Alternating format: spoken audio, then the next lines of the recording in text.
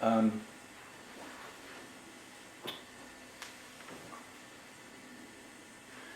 uh, when I think what I got down was all family history last years ago.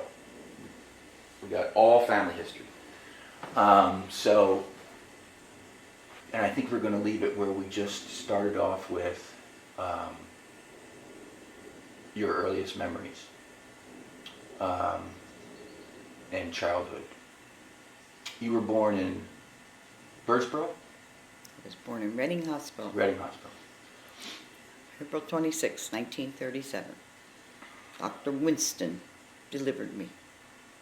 And what is your earliest memory? Memory because of I've seen pictures and Yeah, heard stories yeah, of what you can actually pinpoint on in memory.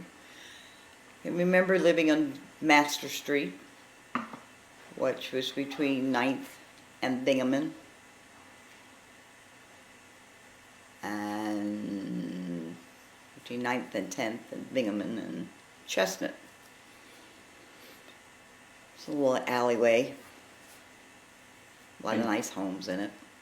And you lived with just your parents or with The grandmother, grandfather, we lived in a second floor apartment above a regular home.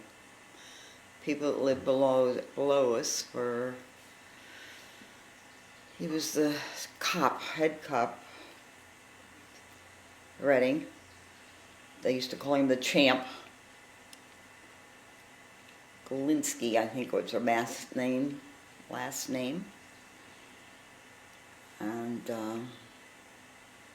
they became friends. And I can remember we had the rooftop over the one section of the garage, which is where our kitchen came out, was all railed around, and I could go out there on that black tar top and play, and it was railed.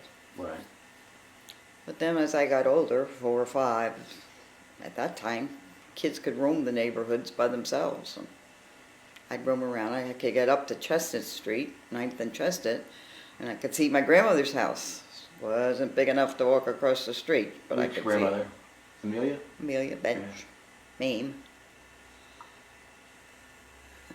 Just a little corner store I could walk to, and I got ice cream. So I was 4 or 5 years old when I did that. I'd say that's probably my earliest memories. And so when did you leave Master Street? When the war started, and my dad decided he was going back to college, so they needed to cut down on rent. And so we went to live with my grandmother, and Bob, my grandmothers also needed extra money, because Bob was going to college at Albright. He had just graduated high school, was going to start Albright. My father was going to start at Albright and go to night school and work during the day. And so we moved with them. We all lived together in Chestnut Street, 908 Chestnut. And you did that because the war broke out? Because of the war, because places were hard to find, because everybody was trying to save money because they were going back to college. No one had any money. Grandfather basically got in by his charm and talking to the lady who was the bursar, and she decided to take a chance on him. And he, can't think what her last name was, but he always said, if it wouldn't have been for her, he wouldn't have ever gotten his degree at Albright. Huh. And he could work at the Reading Brewery, where he was already working, but he had worked screwy hours so he could go to class. And Bob was going there too. We lived with my grandmother. My grandmother worked in the defense plant, in the Jacobs Defense Plant in Pottstown. She had worked in the hosiery mill plants, but then when the war came along, they weren't making silk stockings. A lot of those plants were turned over to making parachutes, and then they formed conglomerates. The different industrial plants formed conglomerates, and they needed her work at the air plant factory in Pottstown, Jacobs Air Plant. So she and a group of women would ride together, carpool, and she went down there. They made big money, but you gotta understand, people made big money during the war, but there weren't a lot of products to buy.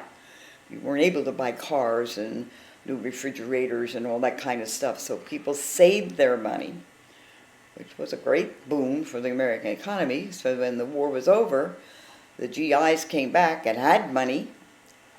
Regular citizens had money, and there was a lot of pent-up demand to buy things, do things for their homes, for cars, refrigerators, and houses. And that's why you had a housing boom, because you had all these GIs who, a lot of them got married before they went in the Army. They never had their own home, so they came back, lived with their parents, but started to build a home of their own as soon as they could. That's why we had a big housing boom and a big boom in the economy. So you went to Chestnut Street when you were how old? I was 5. 1942? And where did you go to school? I went to Amanda Stout, went to kindergarten there. I used to walk to school. I was the crown bearer at Amanda Stout. What's the crown bearer? She carries the crown for the queen. Who's the queen?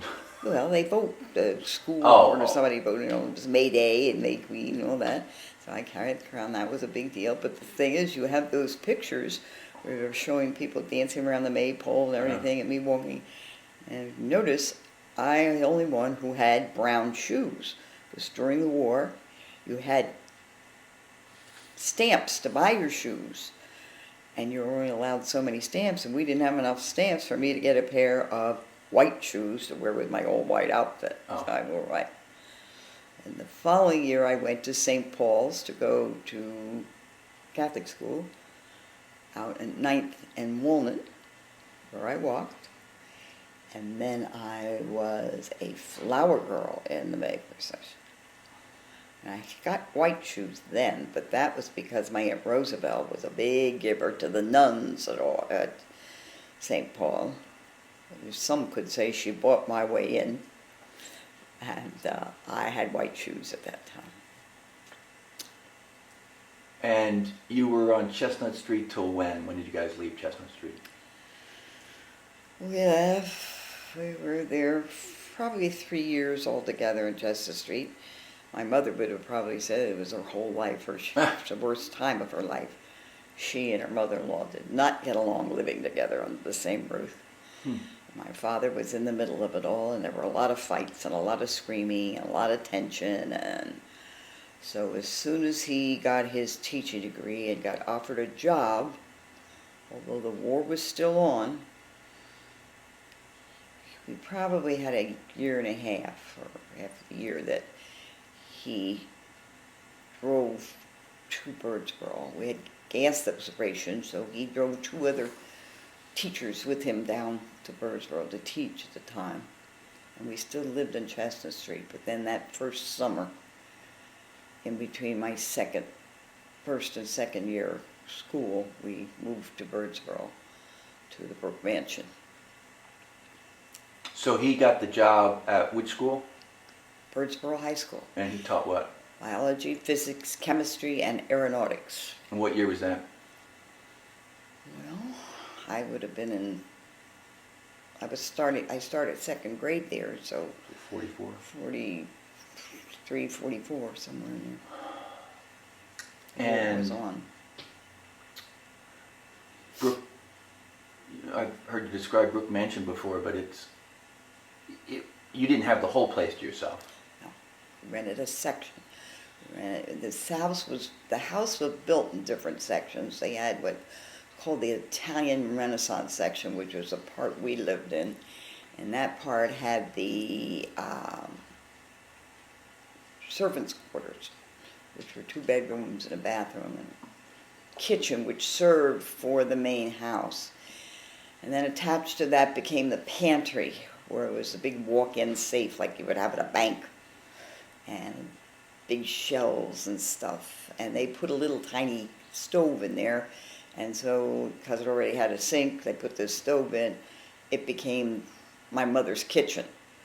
And so then they were to close off the servants' quarters, and that became another apartment. 2 different families that lived in there at one point. Their name was Harrison, was one, and the other one was Schaefer. Schaefer Russell and Elvira Schaefer, there became my godmother. She was a sister to, what were they, the Guglielmos, Sabatonis, that whole group. When grandfather became a convert, he was very close to this family. And one of them became his sponsor.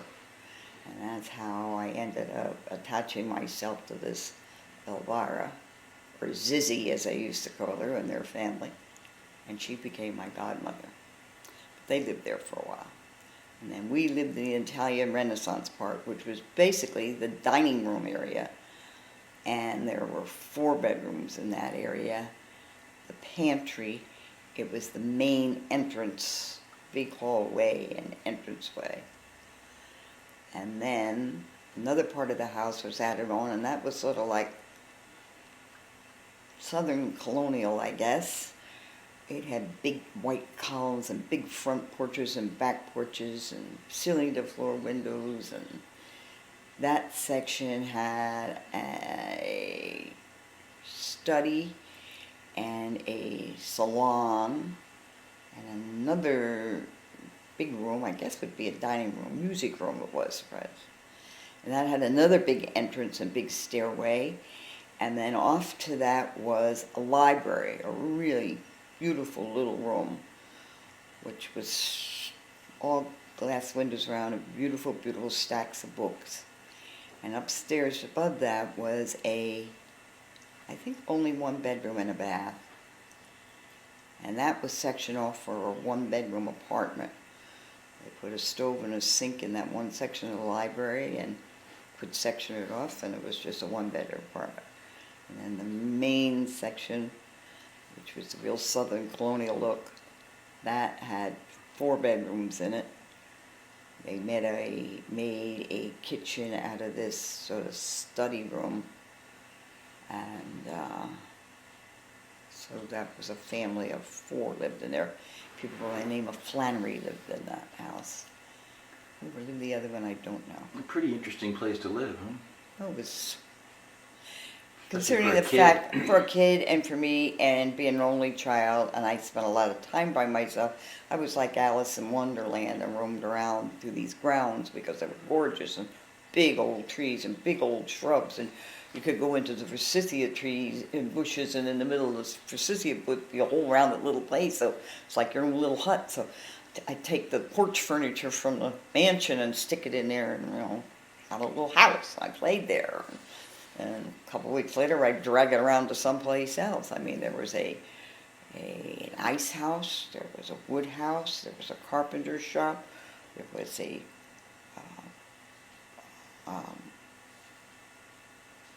wagon, stables, stable place to keep the cars. They had a tennis court with a pool that was the home for the gardener's cottage, where Mrs. Brooks, the original owner, would come and stay every summer with her Irish maid, Bridget, and the chauffeur, John, who also worked as a gardener.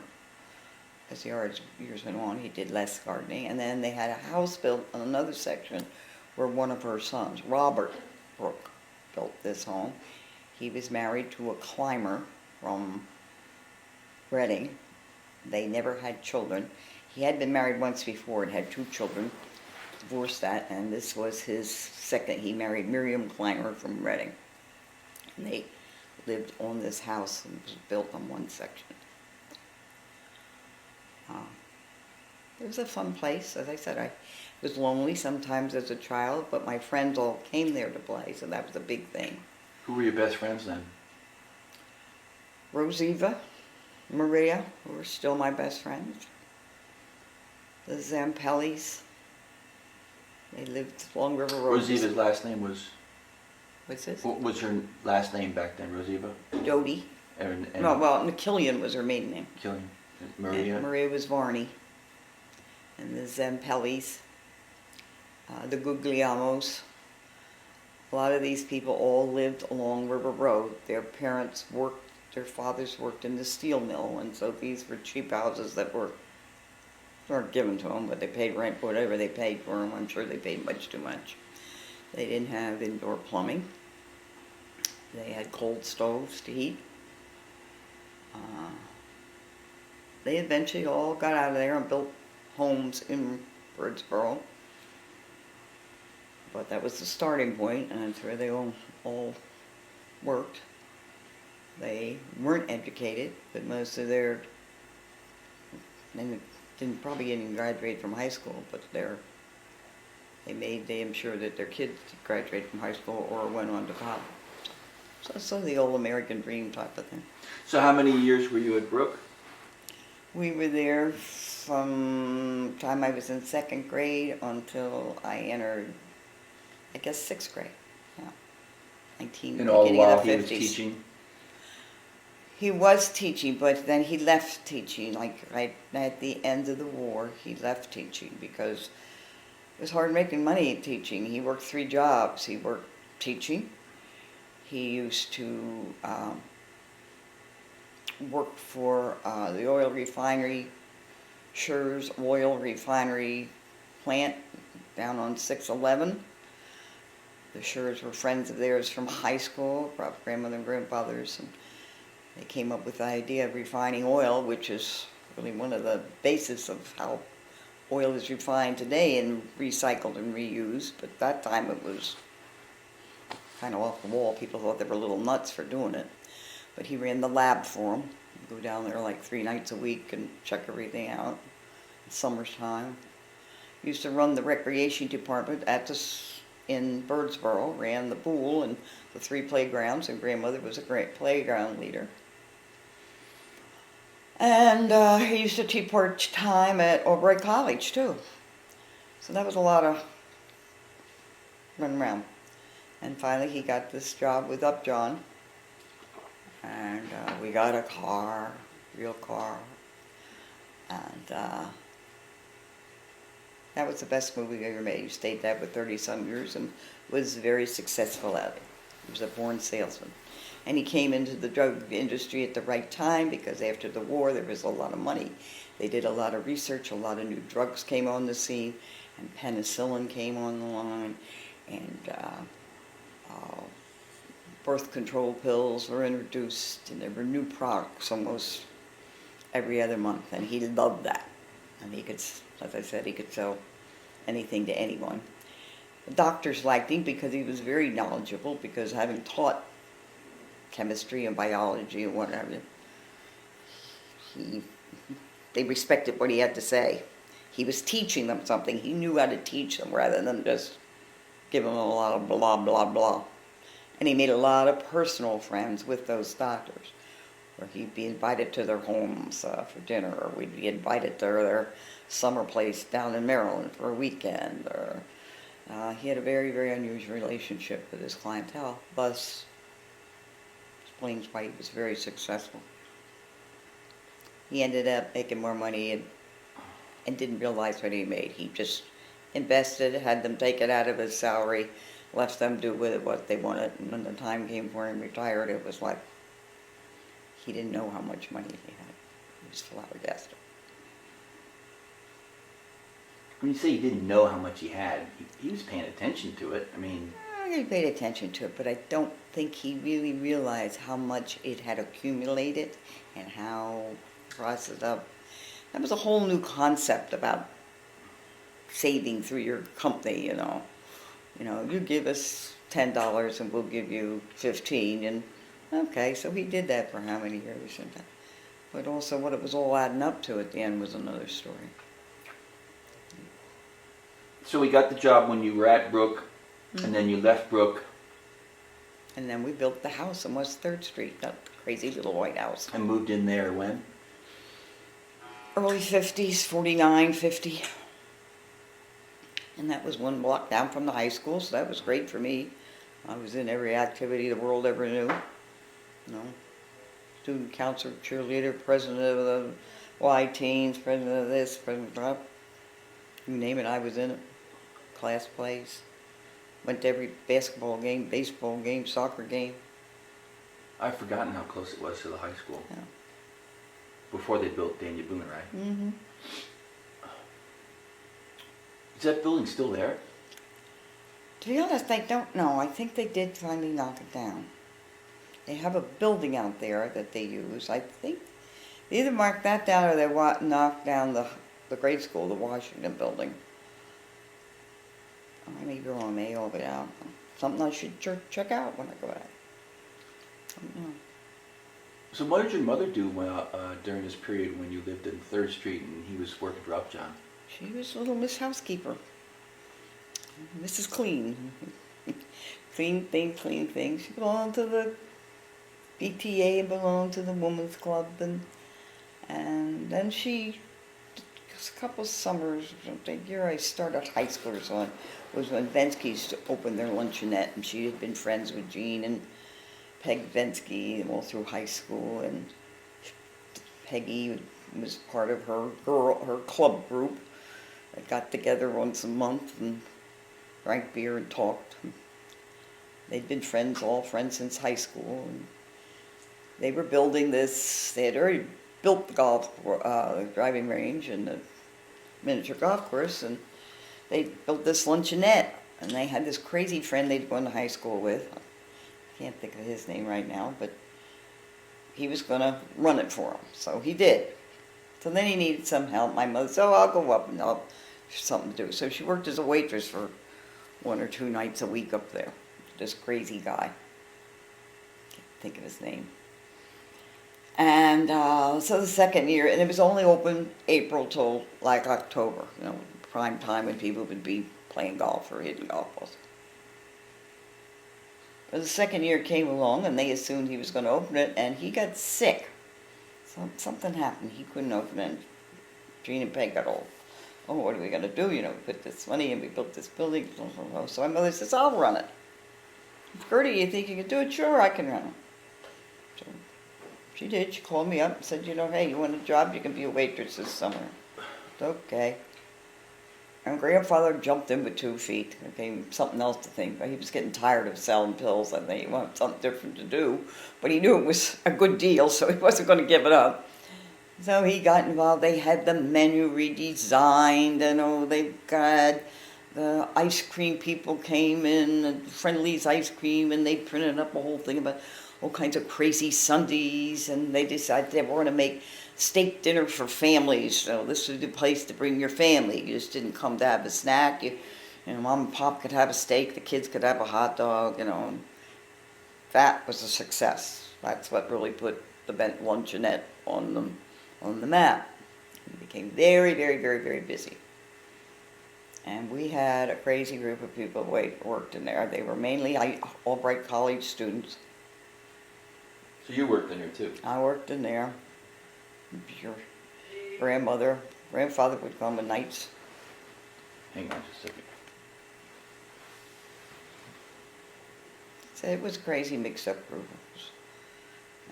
Grandfather would come and cook the steaks on the weekend, and we had this Barry chauffeur. He was a screwball nitwit. He was in high school, and Joe Zonlow, he was a piece of work. Probably the first real gay guy that I got to know when he was in high school. Funny, always the funniest could be. And we had Bess. Bess was a real heavy-set gal who was a sister of Sophie Shiner, who had been a family friend of grandmother's and her sisters and what have you. Sophie used to come to clean their house all the time. And we did that. We ran that for about 3 years, I guess. And then grandmother said, nah, she didn't want to do it anymore, and they hired someone else to come in and do it. And that's where I met Poppy. You met him there? I met him there. Well, I knew of him and knew the family because they used to visit the Gallmans, who were my grandmother's neighbors. And we living there, and so they would come at least once a week to visit. And all these kids would come, and when they would, they'd be in the backyard, and I'd be there, and and then we'd play together. So I knew who they were. Jeannie was my friend because she was the girl my age, boys are one thing. Susie was the baby. And it was one of those things, and then as the years went on, the Swienckowskis, they used to have a big contest in Repton for Christmas, and whoever decorated their house the best won prize. And their name was always in, because they would decorate the house from top to bottom. They'd line it all up with lights. Guess this should have been On done. Woodland. That, Yeah. the big house that sits Yeah. up there.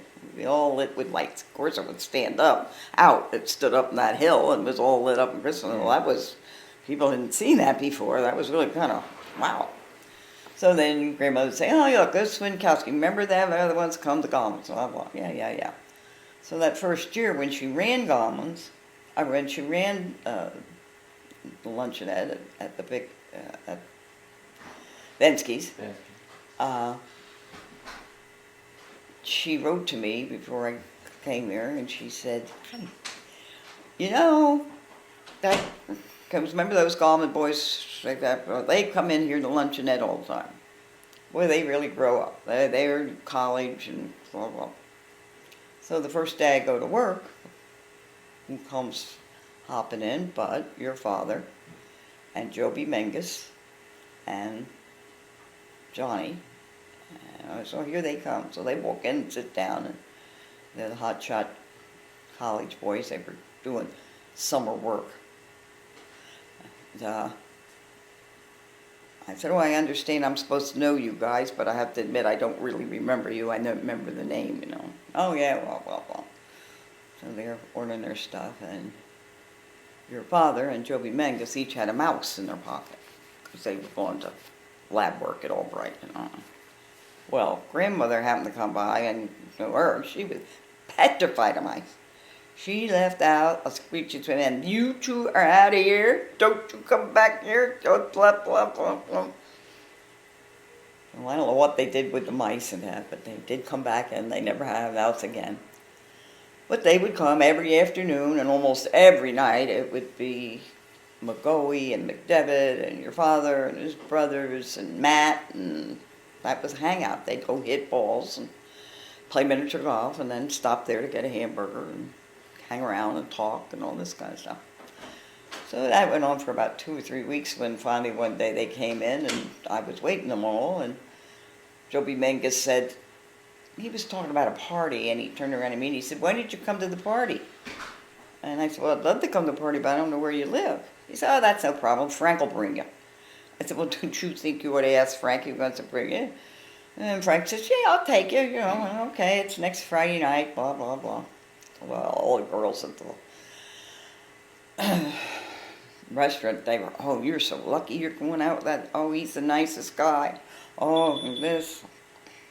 Well, Friday night came, and I had brought my clothes to go after he was going to pick me up after work. And I get myself all ready, and it was supposed to be around 9 o'clock he was going to pick me up. Around 9 o'clock, Johnny comes in, and one of the girls says, well, where's Frank? I says, well, I don't know. He said, I think he's sleeping on the sofa at home. Well, he's supposed to be here picking Sally up. We're going to a party at Joby Menges. I said, well, I don't know anything about that. I'm there.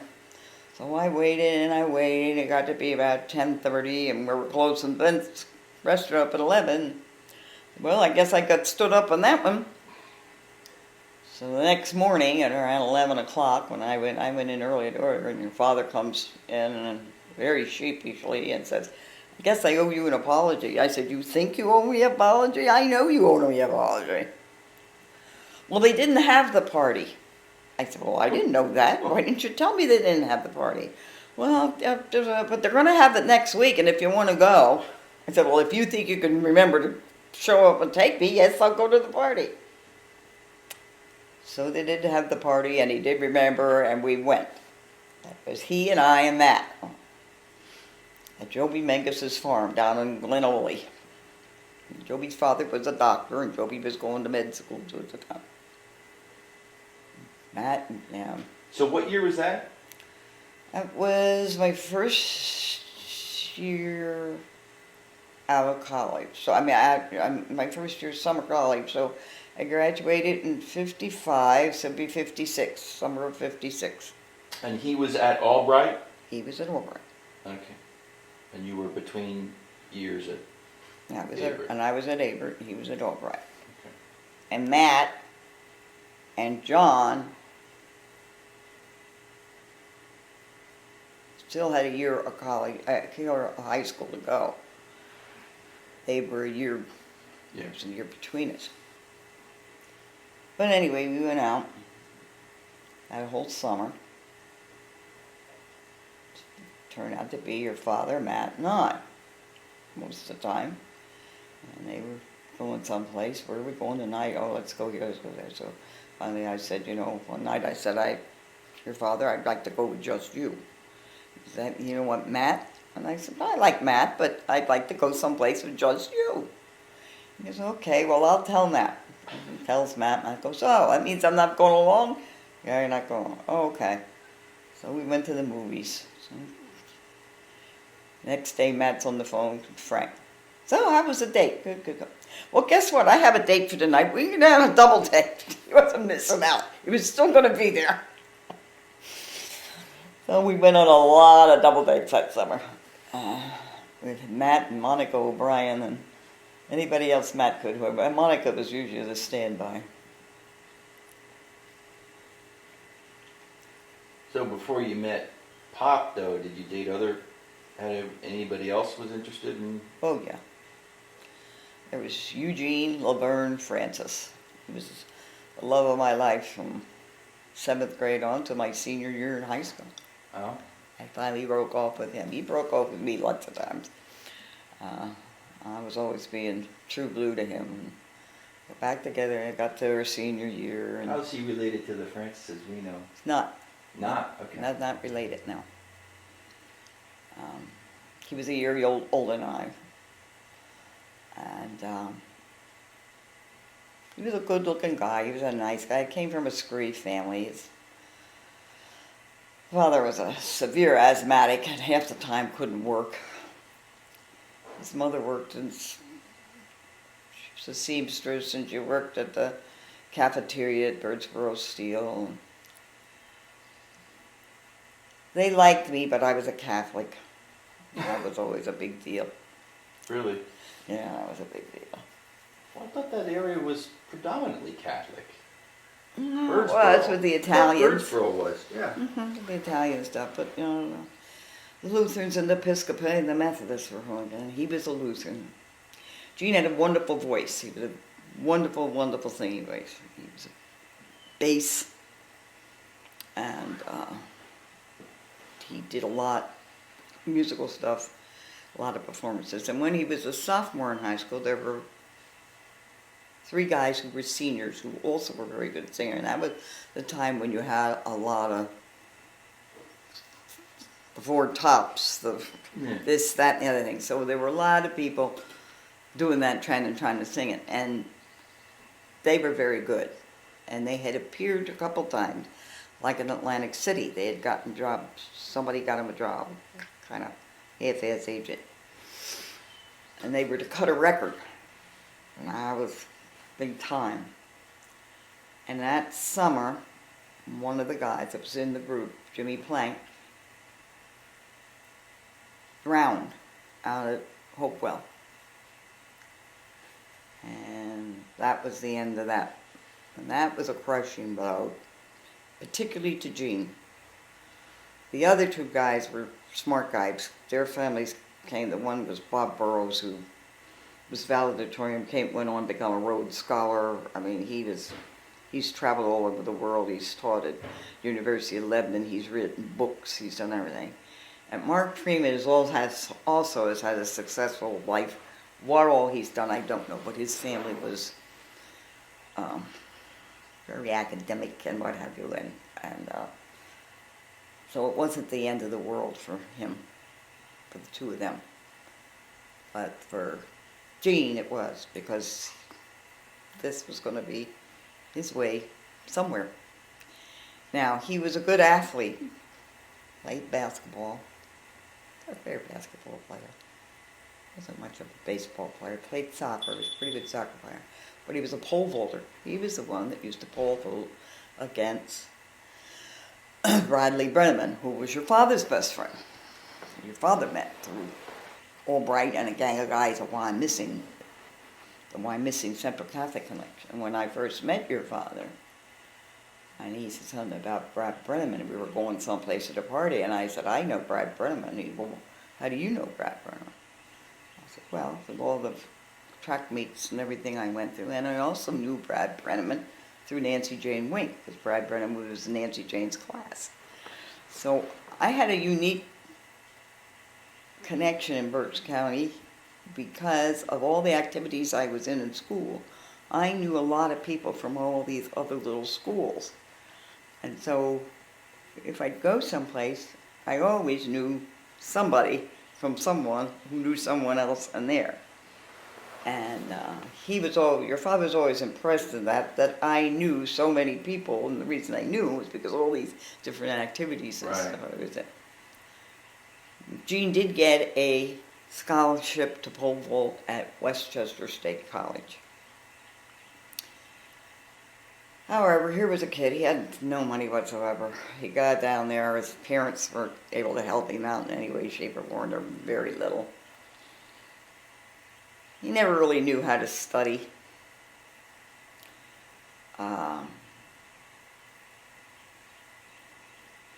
He hurt himself first year pole vaulting. And I can't remember if he went back second year or not. I don't think he did, because that would have been the year I graduated, and that was the year when I finally thought, this romance is going nowhere. And so if I'm ever kicking out of town, this is the time to kick. I'm leaving, I'm crossing the bridge, and I'm off to something new and different. And so we broke up. And that summer that I came back, that first summer that I came back, was before I met your father. He took me to the alumni banquet. He called me up and said, I'd like to go. And he had a car. This was a big deal. Not many people in Birdsboro had cars, let alone indoor plumbing or air conditioning. He had gotten a job after not going back into college. Oh. And I think at that time he was working for the bank then, or he was working for an undertaker. He wanted to. But he had a job, and so I said, yeah, I'll go with you. First, I've been out in over a year, I guess. He went and had a good time, but he got stinking drunk. And I said, I'm not driving home with you. I'll find somebody that's over. I said, what do you mean? You got too good for me or something? I said, not about being too good. I just am not driving home with somebody that's so drunk. I got this guy who had always had a crush on me. He was about 4 years older than I, and grandfather had taught him. He was one of the last classes that grandfather had. And this guy had got himself pretty successful. And well, he was God's gifts to women and the men, but anyways, he took me home that night by way of Skyline Drive on a very long trip. And I said, we always called him Whalebone. That was his nickname. And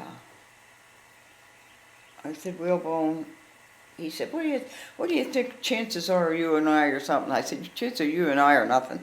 I said, you're my transportation home tonight. And this is what it's going to be. Oh. So he said, many years later, in fact, a good 10, 12 years ago, I saw him in an alumni banquet, and I was going to buy me a drink. He was staying at the hotel where I was at, and I stayed there when it was 10 years ago. And I was saying goodnight to everybody, and I went to go back to the room, and he was sitting in the bar. And he saw me, he said, oh, Sally, he said, why don't you come and join me for a drink at the bar? I said, okay. In there, he said, how you been? No, you've always been a good-looking woman, blah, blah, blah. I said, thanks. Well, that's nice to hear, And he said, he said, if your father hadn't been Jerry Bench, a man who I admired muchly, he said, I could have taken advantage of you that night I took you on. I said, then I guess it's a good thing my father, Jerry Bench, had such a good influence on you, because I said, if he hadn't, if that hadn't happened, I said, I could have clobbered you over the head, and you could have been sitting on the curb up at Skyline Drive, and your car would have been found down at West 3rd Street in Birdsboro. And he said, oh, I don't know you do that. I said, well, I would have tried anyway. Well, this guy was an idiot. Whatever happened to Gene Francis? He got married. He has a son named Gene who was in Mark's class at Exeter. Kid goes to Exeter. Married a gal by name was Dolly Francis. Very pretty, very attractive gal. A lot of people say she always reminds that we resembled each other. I used to have her in a campfire group. I was her leader. And she always used to want to look at my wallet, and she always used to say, oh, she thought Gene Francis was such a good-looking guy. What a neat-looking guy, you know. And so they were married. She had the better job. She was an excellent secretary and worked for, I want to say a guy at Carpenter Steel or something like that. She had a really good job. Gene ended up working for, I don't know, assembly line, a dog mill, or I don't know what he did, nothing special. I know many years ago Gene's class had a reunion, and Rosiva's husband, Lenny, was in their class. And they went to their particular class reunion. And Rosiva and Gene were sitting at the bar talking, and he made the comment to Rosiva, he said, Sally and I never would have made it. He said she had to marry a professional man. And I was never to be the professional man. He said, but I always loved her. I said, yeah, well, he also treated me like shit, so I'm the matter. So, you met Pop in '56. When did you really figure out it was going to be long term? Oh, I don't know. He wrote to me that whole summer or winter, following winter when I went back to college, and everybody thought he was great and terrific. But I had two hot romances when I was in college. There was James Manning Marlowe, was a doctor, family doctor from down here. I think he ended up over in Winston-Salem. He was my Sigma Nu man. Really, really, really, really nice guy. And there was the other one, James. I don't remember the name now. Anyway, he was the career guy in the Army. He was bonkers about me. He was a guy I met on a flight. And come in all over the country trying to hook up with me. And then there was the guy, that was another James, in Omaha, Nebraska. His parents thought I was a little too wild for him. They were good, they were rootin' tootin' Catholics, this group, man. You know, Lent came and you didn't go out, you stayed at home, and one of those things. And he had been in the Air Force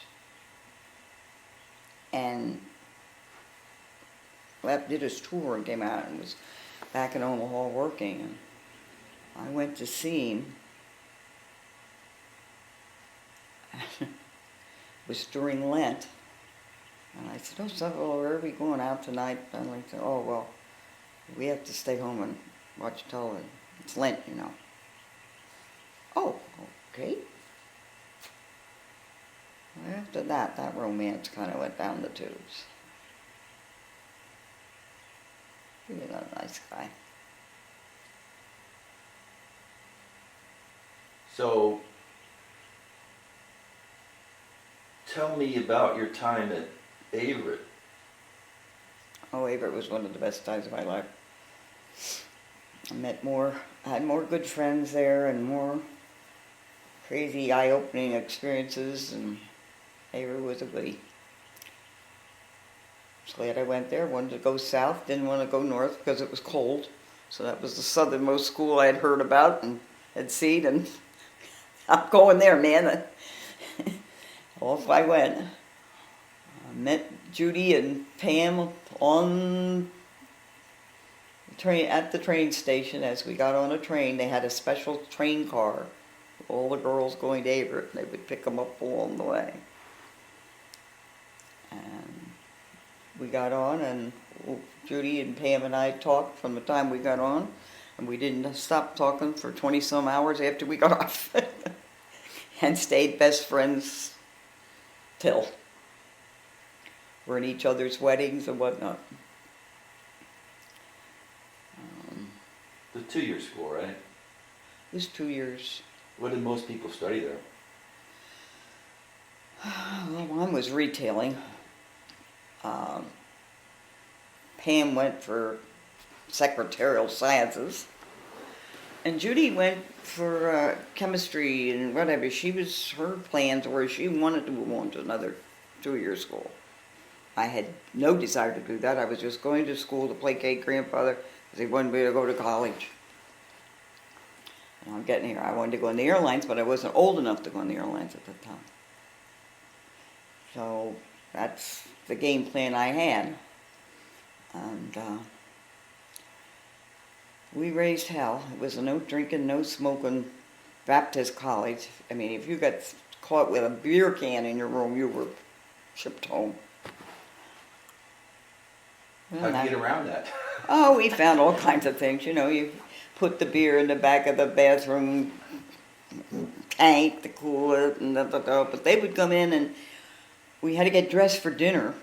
I mean, dress, like you were going to church dress, at least once a week. And we had to be excused. You went in and sat down. We had white linen tablecloths, and you had seated seats that you had to go and sit in, and you know, the head of the table, there would be a teacher, and you sat when she sat, and you know, all this kind of stuff. And had to be excused from the table. And they made us sit there. They would decide they were going to check our rooms. Can you imagine doing that today? And they'd tear our rooms apart, looking for stuff where they could find. And you weren't supposed to wear slacks. Slacks were just coming in on the line for women, you know, or skirts. Well, we'd have a trench coat, like raincoat, where the slacks would roll all up to here. We were supposed to go out on double dates. You had to have a double date to go out when you were a freshman. You never heard of so many made-up names in your life of people that were on double dates. You had to be back like at 10 o'clock, and they had a woman at the door, and she looked like something out of I don't know what, I mean, she was an old maid, and her hair was back to here, and Miss Evans was her name, and she'd be smelling as she come in the door, like this. One time, my one friend, Hazel, says, "Miss Evans, are you having a breath problem?" You know, they do terrible things to this woman. Absolutely terrible things to her. We had an old watchman. He was probably about 90. He couldn't see. He had one of those time things he used to carry over his shoulder, you know, like he was timing in from the time he was there to he went out, he could time where he was to be, when he was to make his rounds. Yeah. Well, he sat at a straight back chair at the downstairs door. Nobody could sneak in, you see. Well, he'd fall asleep. Most time he wasn't there, you know. So they'd tiptoe around him, and they'd get the door, and somebody'd be so drunk they couldn't walk through the front door past Miss Evans, so we'd get them through the back door down there. Well, one night we had the May Queen, and she was hot, and we weren't about to have her get thrown off. This was our good buddy, Anna. So what were we going to do? So Hazel says, "Okay, somebody get down there, tell Mr. Evans that tell Mr. Cook, Miss Evans needs him up in the front hall. And as soon as he leaves there, we'll open the door. Yeah, there's four of you. Drag Anna in, get her up the steps, throw her in the bed, and that's it." So that's what we did. That was our ploy. We got Miss Evans needs you up. You better get there, Mr. Cook. She really needs you. Like, why? No, she just said we had to come and get you. You got to get up there. So, yeah, up there, man, we got that door open. We drug her, and believe me, she was a big girl. Got her in her bed, threw the covers over, turned, because we used to have night check, too. That was the other thing. Well, they knew something was up, but they couldn't prove as to who or what or when, you know. Then we had doors. We had we had a beautiful portico over the front of the school, but then it was built out, the basement building was built out under there, so it was like a porch under there, and there were ceiling to floor windows. Well, we'd open up all those windows so that everybody's coming in at night, and if we could stuff enough pillows or get somebody to switch beds around, you know, even though they were having nights check, they couldn't check it out, but we had a way to get through the windows. We had a key to the kitchen, and we used to, because of the long white tablecloths, we knew when Mr. Cook went around, did his check, so he'd get through, and then Puzzulo, who had the key to the kitchen, she had the master key, because her father was a detective. So she had one of these keys that got into anything, you know. So we'd be hungry, or we'd be staying up all night to study. So we'd go to the kitchen and we'd have a list, and we'd have bags. I mean, every floor would be given this list of what they want. Now, you want bread, you want a peanut butter. Well, wasn't like the right. It was the institutional size. Well, we were so dumb. We're bringing out institutional size loaves of bread, dragging these things, and then we'd hear him come, and then we'd dive under the tables with the coffee, with the tablecloths on and hide. He knew there was something up, but he just could never quite figure out what it was. And we'd get back. And they had the electric frying pan, and they'd be making bacon and eggs and who knows what in the place. It was a regular diner going on in our hall, I'll tell you that. It was like, we had the best fed. Then the one babe decided she was going to try to make money out of it. We said, we're making money. You got this stuff all free, you're going to start charging me because I went and took my life in my hands stealing the stuff out of the kitchen? I don't think so. You know, you got a racket going here. You wouldn't be in business. Then one time Pam, and one screwball that she was with, they decided we used to have practice for May Day, and it would be stinking hot. And people go, they were going to get ice cream and sodas out of the pantry. They weren't supposed to be doing. And they were going to sell them to all the girls that were coming back from the May Day practice, because they'd be hot and hungry and everything. Good plan. Well, the gals came back, and they weren't really hot and hungry, and the next thing you know, there was a violent thunderstorm, and everybody had to run and get inside, and here they are left with it's like 49 popsicles, and she had no place to put them. So, they got stuff. Some of that screwy stuff had happened. And we'd go on the double dates with the guys we were constantly on double dates because the Camp Lejeune or one of those camps are close by, so there were always guys looking for dates, and people would call, or they had a call board, and okay, we're going this double date. Well, what if they turn out we don't like them? So we'd go to the Y for the dance, which is really not where we wanted to be, and they were really duds. So we had many occasions where we'd get a phone, tell somebody to call us, your brother's been in an accident, you have to call. And, oh, we're really sorry, it's been a terrible accident, we must leave. But then when it happened to us, when we were in North Carolina, we went to UNC one time and went up with these guys, and they took us someplace, and we were supposed to go another place another night, and they would come pick us up in the afternoon. They come, and Pam says, I think they're late, and then I think they're coming. Oh yeah, here they come. They got the convertible. They've got suitcases back. Ties are hanging out of the suitcases. The sweaters. Oh, we have to leave. There's been a terrible accident in our family. Well, we just broke down a laugh because no sympathy whatsoever. We knew they were dumping us like we had dumped all these other guys. We laughed so hard. Oh my God! I said, well, that's not going to stop us. We'll go to the movies, and we know everybody's going to end back up at Sigma Nu. We'll go back there and hook up with that whole crowd. So there's Pam and I, this gorgeous, beautiful fall day. We go downtown to UNC, we go to the movies. It was some well-known movie, but I can't think of the name of it now. We get in, it's really dark, your eyes are done. And I said, Maria once said, just get in, let's just sit. So excuse me. Go next 5, 10 people are gonna finally sit down. We get there sitting all. I said, Pam, you realize there's not another person in this whole thing? You went past the one row of people. We made them all stand up so we could sit down in this row. Said, we're here, shut up.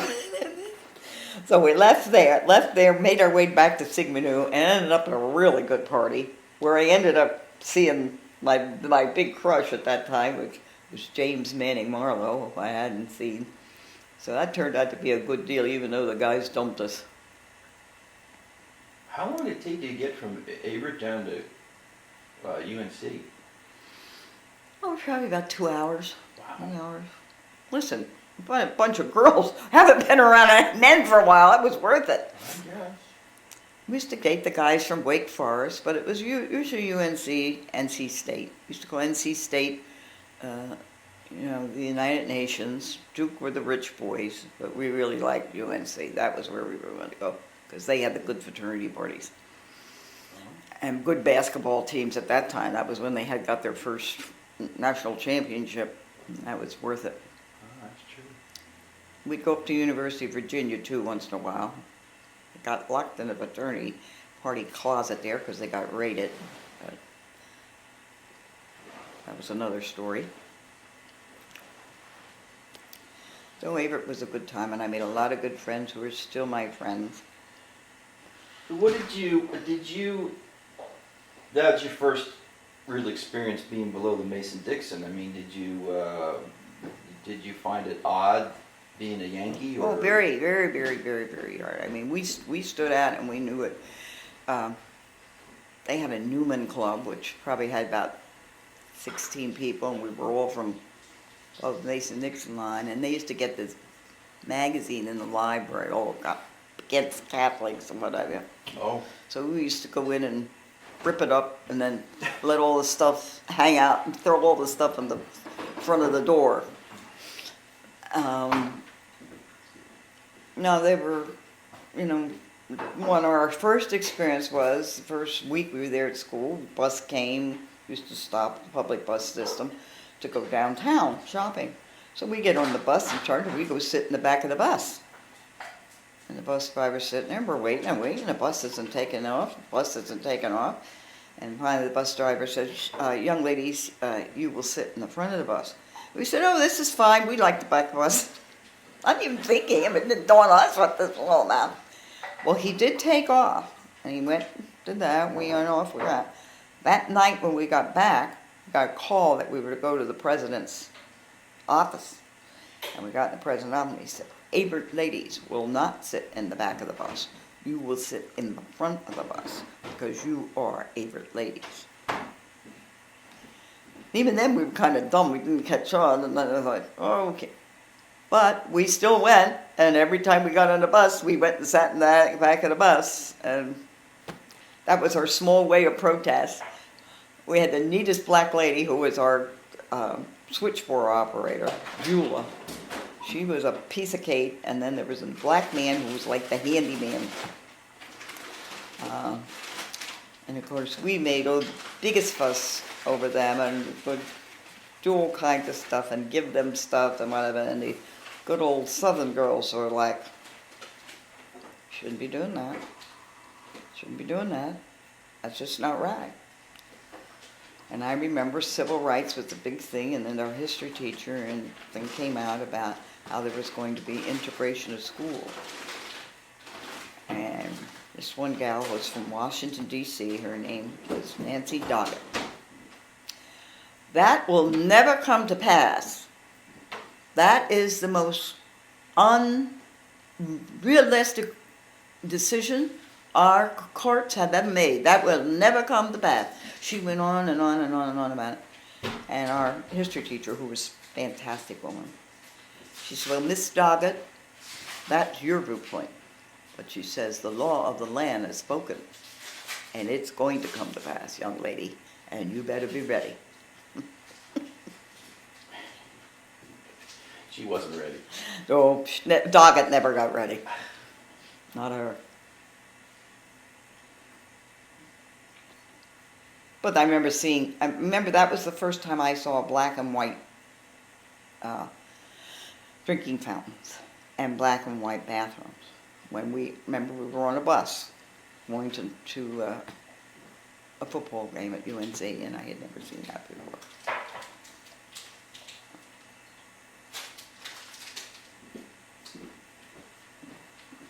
Went to the tobacco auction Well, one time in Danville. That was interesting to go to that. See how it was brought in, how the black man's tobacco was the last thing that was brought forward. And his prices were certainly far less than the white man's. And of course the bigger farmers, they first ones came in, supposedly they were setting the price. But the price didn't stay there as they went on down the line and down to the end. That was kind of interesting. so 2 years at Averett, you left in 50, graduated 57? Uh-huh. Okay. And then I came back Hang to on. Birdsboro. I think we are almost out of time on this tape. Can we take a break? Matter.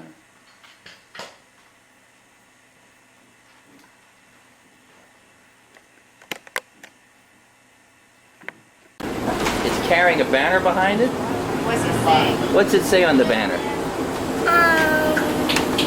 What do you think it says on the banner? What's the sign say? Everybody go to McDonald's. That's probably a good bet.